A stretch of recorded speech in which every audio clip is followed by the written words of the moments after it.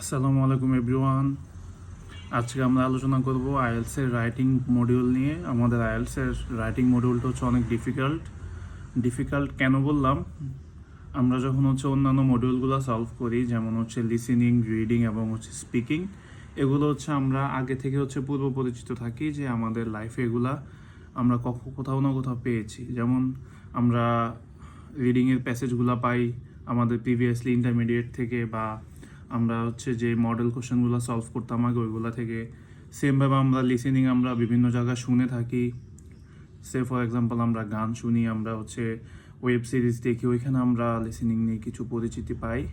আর আমাদের স্পিকিংটা আমরা ডেইলি লাইফে সেম লিসেনিংয়ের মতোই আমরা পেয়ে থাকি। কিন্তু আমাদের রাইটিং আমরা যখন প্রিভিয়াসলি করতাম, রাইটিং আমরা যে কোশ্চেন প্যাটার্নগুলো সলভ করতাম, এগুলো আমরা স্টোরি রাইটিং করতাম, আমরা এসে রাইটিং করতাম, আমরা চার্ট অথবা গ্রাফ এক্সপ্লেনেশন এগুলো করতাম।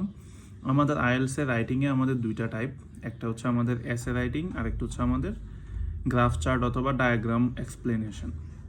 তো এটা আমাদের একটু ডিফিকাল্ট কারণ আমরা আগে থেকে যখন রাইটিংগুলো করতাম, তখন আমরা কোনো স্পেসিফিক কোনো স্ট্রাকচার আমরা ফলো করতাম না।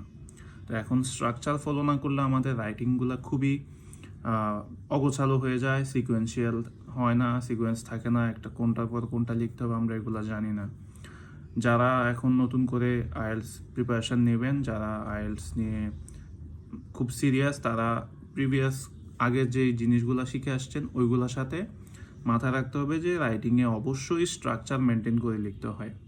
যেমন আমরা যদি বলি, কেউ যদি একটা ডায়াগ্রাম লিখতে চায়, সে কিছু স্পেশাল ওয়ার্ড লিখতে হবে, যেমন initially, firstly, secondly, thirdly, more over, further more, in contrast, এই যে ওয়ার্ডগুলো, ইন এডিশন, আফটার দ্যাট, এই জিনিসগুলো যদি সে লিখে, তাহলে তার রাইটিংগুলো একটা ফ্লোতে সামনের দিকে আগাবে। প্লাস আমরা যদি রাইটিং লিখতে যে খুব সিম্পল ওয়েতে লিখে ফেলি, দ্যাট মিনস সিম্পল সেন্টেন্স বেশি ইউজ করি, তাহলে আমাদের রাইটিংয়ের ব্যান্ড স্কোরটা কমে যাবে।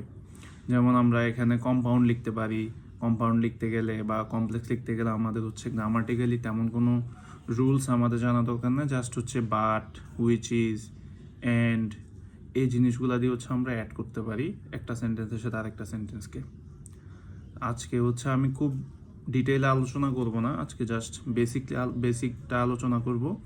আপনারা যারা রাইটিং নিয়ে একটু টেনশনে আছেন, তারা একটা কাজ করতে পারেন, মাক্কারের যে রাইটিংয়ের পার্ট 1 এবং পার্ট 2 বইগুলো আছে ওইগুলো নিতে পারেন।